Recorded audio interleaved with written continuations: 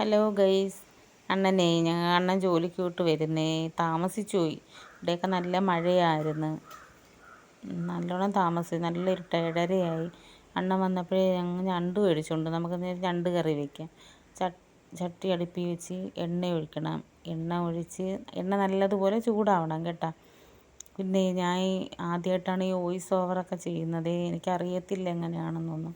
അതിന് ശേഷം എണ്ണ തിളച്ച എണ്ണയിലേക്ക് കടുക് ഇട്ട് കൊടുക്കാം.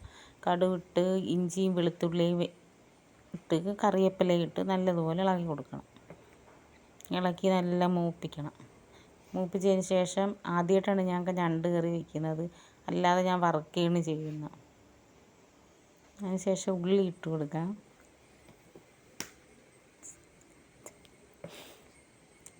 ഉള്ളിയിട്ട് നല്ലതുപോലെ മൂക്കാൻ വേണ്ടിയിട്ട് നമ്മൾ ഉപ്പ് ഇട്ട് കൊടുക്കണം.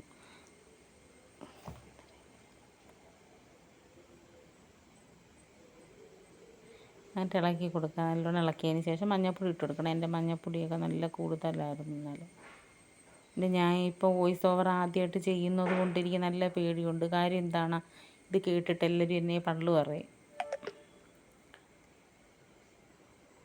അതിന് ശേഷം നല്ലതുപോലെ മൂക്കുമ്പം നമുക്ക് പൊടികളിട്ട് കൊടുക്കാം. മുളക് പൊടി, മല്ലിപ്പൊടി, ഉലുവാപ്പൊടി. അതിന് ശേഷം നല്ലോണം ഇളക്കണം. ഇളക്കി മൂപ്പിക്കണം. Brown colour ആവണവേ.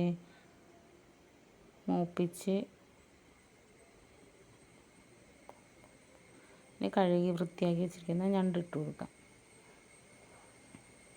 ഇതിപ്പോൾ 1 കിലോ ഞണ്ടാണ്. 1 കിലോ ഞണ്ടിന് 250 രൂപ.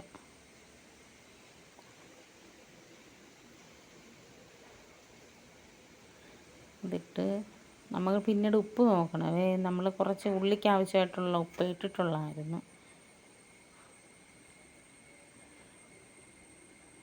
ഇളക്കി കൊടുക്കണം. ഇളക്കിയിട്ട് മൂടി വയ്ക്കാം. നമുക്ക് മൂടി വെച്ചിട്ട് അന്നേരം അതിൻ്റെ ഞണ്ടിൻ്റെ വെള്ളം ഇറങ്ങും. അപ്പോൾ അത് കുറച്ച് ഞാൻ തേങ്ങാപ്പാലും കൂടെ ഒഴിച്ചു. എനിക്ക് എരി കൂടുതലാണെങ്കിൽ ഇവിടെ വഴക്ക് കുറയതുകൊണ്ട് എരിയും കൂടെ ഒഴിച്ചു. തുറന്ന് നോക്കാം.